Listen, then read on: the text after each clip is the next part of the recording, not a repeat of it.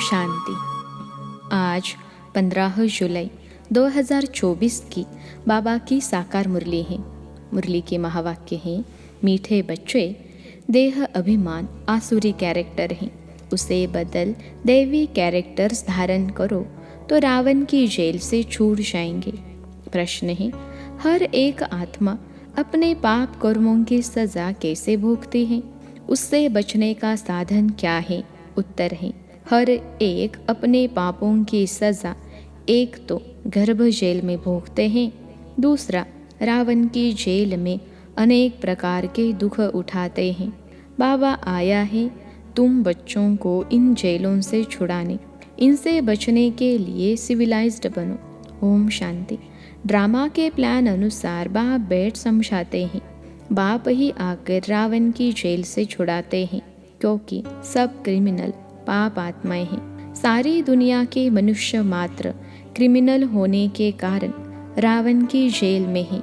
फिर जब शरीर छोड़ते हैं तो भी गर्भ जेल में जाते हैं। बाप आकर दोनों जेल से छुड़ाते हैं। फिर तुम आधा कल्प रावण की जेल में भी नहीं और गर्भ जेल में भी नहीं जाएंगे। तुम जानते हो, बाप धीरे धीरे पुरुषार्थ अनुसार हमें रावण की जेल से और गर्भ जेल से छुड़ाते रहते हैं। बाप बताते हैं, तुम सब क्रिमिनल हो रावण राज्य में, फिर राम राज्य में सब सिविलाइज्ड होते हैं। कोई भी भूत की प्रवेशता नहीं होती है। देह का अहंकार आने से ही फिर और भूतों की प्रवेशता होती है। अब तुम बच्चों को पुरुषार्थ कर देही अभिमानी बनना है। जब ऐसे यानी लक्ष्मी नारायण बन जाएंगे तभी देवता कहलाएंगे। अभी तो तुम ब्राह्मण कहलाते हो। रावण की जेल से छुड़ाने लिए बाप आकर पढ़ाते भी हैं और जो सबके कैरेक्टर्स बिगड़े हुए हैं वह सुधारते भी हैं। आधा कल्प से कैरेक्टर्स बिगड़ते बिगड़ते बहुत बिगड़ गए हैं। इस समय है तमो प्रधान कैरेक्टर्स, देवी और आसुरी कैरेक्टर्स में बरोबर रात दिन का फर्क है। बाप समझाते हैं, अब पुरुषार्थ कर अपना देवी कैरेक्टर्स बनाना है, तब ही आसुरी कैरेक्टर्स से छूटते जाएंगे। आसुरी कैरेक्टर्स में देह अभिमान है नंबर 1। देही अभिमानी के कैरेक्टर्स कभी बिगड़ते नहीं हैं, सारा मदार कैरेक्टर्स पर है। देवताओं का कैरेक्टर कैसे बिगड़ता है? जब वे वाम मार्ग में जाते हैं अर्थात विकारी बनते हैं, तब कैरेक्टर्स बिगड़ते हैं। जगन्नाथ के मंदिर में ऐसे चित्र दिखाए हैं वाम मार्ग के। यह तो बहुत वर्षों का पुराना मंदिर है। ड्रेस आदि देवताओं की ही है। दिखाते हैं देवता वाम मार्ग में कैसे जाते हैं। पहली पहली क्रिमिनलिटी है ही यह। काम चिता पर चढ़ाते हैं, फिर रंग बदलते बदलते बिल्कुल काले हो जाते हैं। पहले पहले गोल्डन एज में है संपूर्ण गोरे, फिर 2 कला कम हो जाती हैं। त्रेता को स्वर्ग नहीं कहेंगे, वह है सेमी स्वर्ग। बाप ने समझाया है, रावण के आने से ही तुम्हारे ऊपर कट चढ़ना शुरू हुई है। पूरे क्रिमिनल अंत में बनते हो। अभी 100% क्रिमिनल कहेंगे, 100% वाइसलेस थे, फिर 100% विशेष बने। अब बाप कहते हैं, सुधरते जाओ। यह रावण का जेल बहुत बड़ा है, सबको क्रिमिनल ही कहेंगे, क्योंकि रावण के राज्य में है ना। राम राज्य और रावण राज्य का तो उनको पता ही नहीं है। अभी तुम पुरुषार्थ कर रहे हो राम राज्य में जाने का। संपूर्ण तो कोई बना नहीं है, कोई फर्स्ट, कोई सेकेंड, कोई थर्ड में है। अब बाप पढ़ाते हैं, देवी गुण धारण कराते हैं। देह अभिमान तो सब में है। जितना जितना तुम सर्विस में लगे रहेंगे उतना देह अभिमान कम होता जाएगा। सर्विस करने से ही देह अभिमान कम होगा। देही अभिमानी बड़ी बड़ी सर्विस करेंगे। बाबा देही अभिमानी हैं तो कितनी अच्छी सर्विस करते हैं। सभी को क्रिमिनल रावण की जेल से छुड़ाए सदगति प्राप्त करा देते हैं। वहाँ फिर दोनों जेल नहीं होगी, यहाँ डबल जेल है। सतयुग में न कोर्ट है, न पाप आत्माएं है, न तो रावण की जेल ही है। रावण की है बेहद की जेल। सभी 5 विकारों की रस्सियों में बंधे हुए हैं अपरम अपार दुख है। दिन प्रतिदिन दुख वृद्धि को पाता रहता है। सतयुग को कहा जाता है गोल्डन एज, त्रेता को सिल्वर एज। सतयुग वाला सुख त्रेता में नहीं हो सकता, क्योंकि आत्मा की 2 कला कम हो जाती हैं। आत्मा की कला कम होने से शरीर भी ऐसे हो जाते हैं। तो यह समझना चाहिए कि बरोबर हम रावण के राज्य में देह अभिमानी बन पड़े हैं। अब बाप आया है रावण की जेल से छुड़ाने के लिए।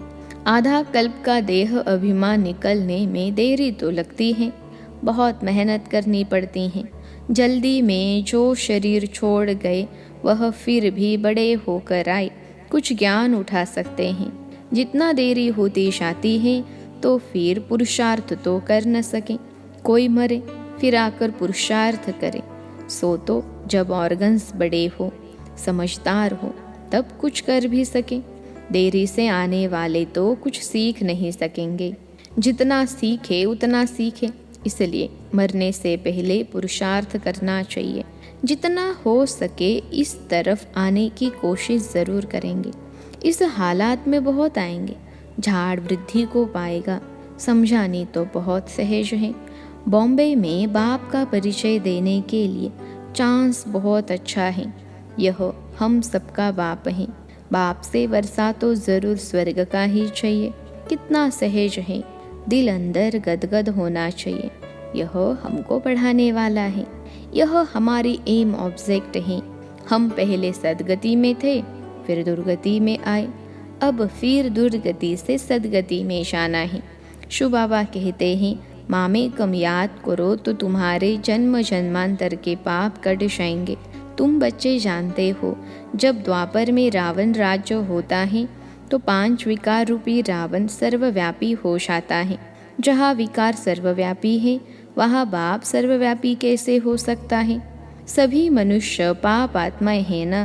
बाप सम्मुख है तब तो ऐसे कहते हैं कि मैंने कहा ही नहीं है। उल्टा समझ गए हैं। उल्टा समझते विकारों में गिरते गिरते गालियाँ देते देते भारत का यह हाल हुआ है। क्रिश्चियन लोग भी जानते हैं कि 5000 वर्ष पहले भारत स्वर्ग था। सभी सतो प्रधान थे। भारतवासी तो लाखों वर्ष कह देते हैं, क्योंकि तमो प्रधान बुद्धि बन पड़े हैं। वह फिर न इतना ऊंच बने न इतना नीच बने हैं। वह तो समझते हैं बरोबर स्वर्ग था। बाप कहते हैं, यह ठीक कहते हैं। 5000 वर्ष पहले भी मैं तुम बच्चों को रावण की जेल से छुड़ाने आया था, अब फिर छुड़ाने आया हूँ। आधा कल्प है राम राज्य, आधा कल्प है रावण राज्य। बच्चों को चांस मिलता है तो समझाना चाहिए। बाबा भी तुम बच्चों को समझाते हैं, बच्चे ऐसे ऐसे समझाओ। इतने अपरम अपार दुख क्यों हुए हैं? पहले तो अपरम अपार सुख थे जब इन लक्ष्मी नारायण का राज्य था। यह सर्वगुण संपन्न थे। अब यह नॉलेज है ही नर से नारायण बनने की। पढ़ाई है, इनसे देवी कैरेक्टर्स बनते हैं। इस समय रावण के राज्य में सभी के कैरेक्टर्स बिगड़े हुए हैं।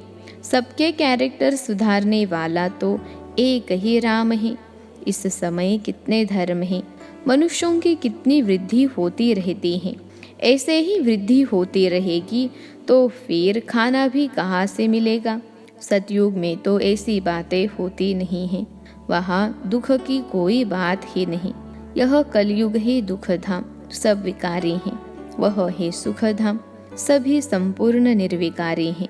घड़ी घड़ी उन्हों को यह बतलाना चाहिए तो कुछ समझ जाए। बाप कहते हैं, मैं पतित पावन हूँ। मुझे याद करने से तुम्हारे जन्म जन्मांतर के पाप कट जाएंगे। अब बाप कैसे कहेंगे? ज़रूर शरीर धारण कर बोलेंगे ना। पतित पावन सर्व का सद्गति दाता एक बाप है। ज़रूर वह किसी रथ में आया होगा। बाप कहते हैं, मैं इस रथ में आता हूँ जो अपने जन्मों को नहीं जानते हैं। बाप समझाते हैं, यह 84 जन्मों का खेल है। जो पहले पहले आए होंगे वही आएंगे। उनके भी बहुत जन्म होंगे, फिर कम होते जाएंगे। सबसे पहले देवताएं आए। बाबा बच्चों को भाषण करना सिखलाते हैं। ऐसे ऐसे समझाना चाहिए, अच्छी रीति याद में रहेंगे। देह अभिमान नहीं होगा तो भाषण अच्छा करेंगे। शिव बाबा देही अभिमानी है ना, कहते रहते हैं बच्चे देही अभिमानी भव। कोई विकार न रहे, अंदर में कोई शैतानी न रहे। तुम्हें किसको भी दुख नहीं देना है, किसकी निंदा नहीं करनी है। तुम बच्चों को कभी भी सुनी सुनाई बातों पर विश्वास नहीं करना चाहिए। बाप से पूछो यह ऐसे कहते हैं, क्या सत्य है? बाबा बता देंगे। नहीं तो बहुत है जो झूठी बातें बनाने में देरी नहीं करते हैं। फलाने ने तुम्हारे लिए ऐसे ऐसे कहा, सुनाकर उनको ही खाक कर देंगे। बाबा जानते हैं ऐसे बहुत होता है। उल्टी सुल्टी बातें सुनाकर दिल को खराब कर देते हैं। इसलिए कभी भी झूठी बातें सुनकर अंदर में जलना नहीं चाहिए। पूछो फलाने ने मेरे लिए ऐसे कहा है। अंदर सफाई होनी चाहिए। कई बच्चे सुनी सुनाई बातों पर भी आपस में दुश्मनी रख देते हैं। बाप मिला है तो बाप से पूछना चाहिए ना। ब्रह्मा बाबा पर भी बहुतों को विश्वास नहीं होता है। शिव बाबा को भी भूल जाते हैं। बाप तो आए हैं सबको ऊंच बनाने, प्यार से उठाते रहते हैं। ईश्वरीय मत लेनी चाहिए। निश्चय ही नहीं होगा तो पूछेंगे ही नहीं तो रिस्पॉन्ड भी नहीं मिलेगा। बाप जो समझाते हैं उसको धारण करना चाहिए। तुम बच्चे श्रीमत पर विश्व में शांति स्थापन करने के निमित्त बने हो। एक बाप के सिवाय और कोई की मत ऊंचते ऊंच हो नहीं सकती। ऊंचते ऊंच मत है ही भगवान की, जिससे मर्तबा भी कितना ऊंचा मिलता है। बाप कहते हैं अपना कल्याण कर ऊंच पद पाओ, महारथी बनो। पढ़ेंगे ही नहीं तो क्या पद पाएंगे। यह है कल्प कल्पांतर की बात। सतयुग में दास दासियां भी नंबरवार होते हैं। बाप तो आए हैं ऊंच बनाने, परंतु पढ़ते ही नहीं हैं तो क्या पद पाएंगे। प्रजा में भी तो ऊंच नीच पद होते हैं ना। यह बुद्धि से समझना है। मनुष्यों को पता नहीं पड़ता है कि हम कहाँ जाते हैं, ऊपर जाते हैं या नीचे जाते हैं। बाबा कर तुम बच्चों को समझाते हैं। कहाँ तुम गोल्डन सिल्वर एज में थे, कहाँ आयरन एज में आए हो। इस समय तो मनुष्य मनुष्य को खा लेते हैं। अब यह सभी बातें जब समझे तब कहे कि ज्ञान किसको कहा जाता है। कई बच्चे एक कान से सुनकर दूसरे से निकाल देते हैं। अच्छे अच्छे सेंटर्स के अच्छे अच्छे बच्चों की क्रिमिनल आई रहती है। फ़ायदा नुकसान इज्जत की परवाह थोड़े ही रखते हैं। मूल बात है ही पवित्रता की। इस पर ही कितने झगड़े होते हैं। बाप कहते हैं यह काम महाशत्रु है, इन पर जीत पहनो तब ही जगत जीत बनेंगे। देवताएं संपूर्ण निर्विकारी है ना, आगे चल समझ ही जाएंगे, स्थापना हो ही जाएगी। अच्छा, मीठे मीठे सिखिलते बच्चों प्रति माता पिता बाप दादा का याद प्यार और गुड मॉर्निंग। रूहानी बाप की रूहानी बच्चों को नमस्ते। हम रूहानी बच्चों की सिखिलते रूहानी माता पिता बाप दादा को याद प्यार, गुड मॉर्निंग और नमस्ते बाबा नमस्ते। धारणा के लिए मुख्य सार पहली पॉइंट है, कभी भी सुनी सुनाई बातों पर विश्वास करके अपनी स्थिति खराब नहीं करनी है। अंदर में सफाई रखनी है। झूठी बातें सुनकर अंदर में जलना नहीं है। ईश्वरीय मत ले लेनी है। दूसरी पॉइंट है, देही अभिमानी बनने का पूरा पुरुषार्थ करना है। किसी की भी निंदा नहीं करनी है। फ़ायदा नुकसान और इज्जत को ध्यान में रखते हुए क्रिमिनल आई को ख़त्म करना है। बाप जो सुनाते हैं उसे एक कान से सुनकर दूसरे से निकालना नहीं है। आज का वरदान है, त्रिकालदर्शी की सीट पर सेट हो, हर कर्म करने वाले शक्तिशाली आत्मा भव। त्रिकालदर्शी की सीट पर सेट हो, हर कर्म करने वाले शक्तिशाली आत्मा भव। विश्लेषण है, जो बच्चे त्रिकालदर्शी की सीट पर सेट होकर हर समय हर कर्म करते हैं वो जानते हैं कि बातें तो अनेक आनी हैं, होनी हैं, चाहे स्वयं द्वारा, चाहे औरों द्वारा, चाहे माया व प्रकृति द्वारा। सब प्रकार से परिस्थितियाँ तो आएंगी, आनी ही हैं, लेकिन स्वस्थिति शक्तिशाली है तो परिस्थिति उसके आगे कुछ भी नहीं है। सिर्फ हर कर्म करने के पहले उसके आदि मध्य अंत तीनों काल चेक करके समझ करके फिर कुछ भी करो तो शक्तिशाली बन परिस्थितियों को पार कर लेंगे। आज का स्लोगन है, सर्व शक्ति व ज्ञान संपन्न बनना है संगम युग की प्रारब्ध है। सर्व शक्ति व ज्ञान संपन्न बनना ही संगम युग की प्रारब्ध है। अच्छा, ओम शांति।